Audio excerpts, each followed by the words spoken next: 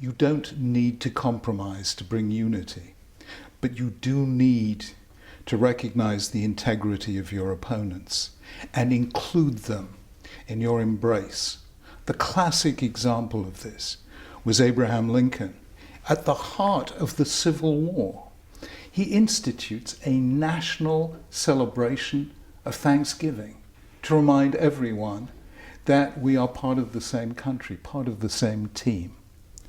And in 1865, he delivers his second inaugural with malice toward none, with charity for all, and speaks about the task of binding up the nation's wounds.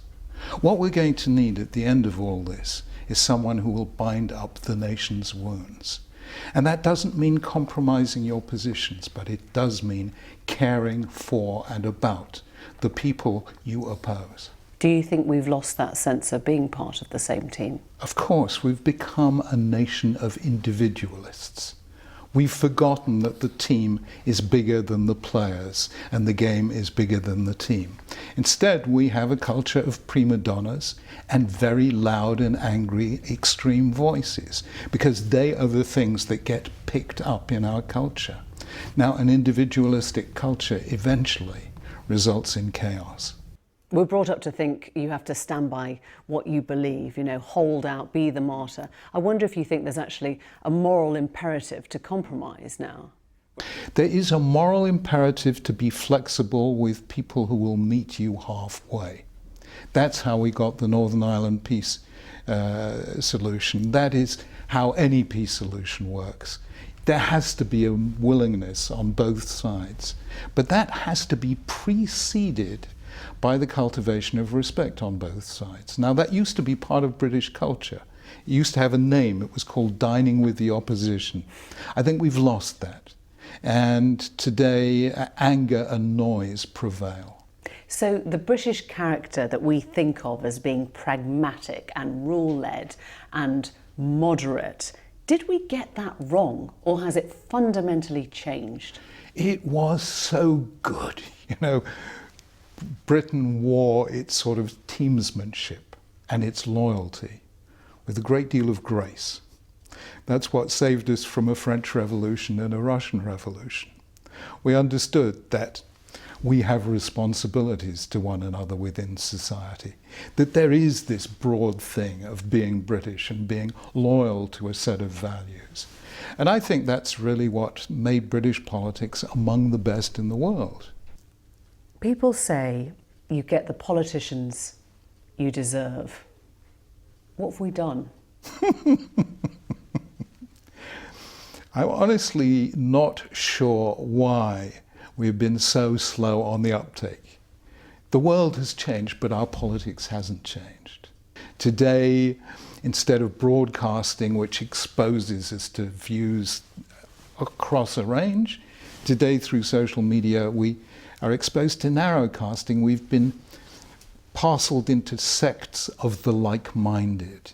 And all of these have damaged British political culture, damaged British culture as a whole. Do you have faith in our politicians' ability or moral fibre to sort this out?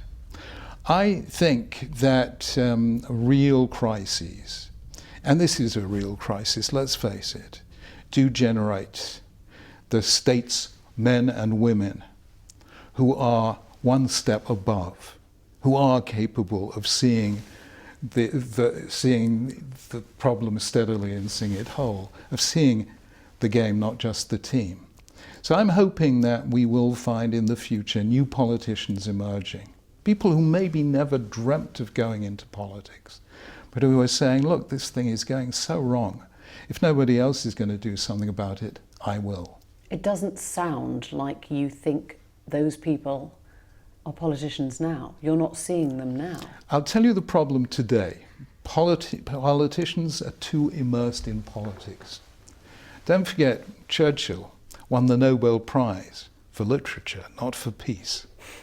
The great statespeople have a hinterland.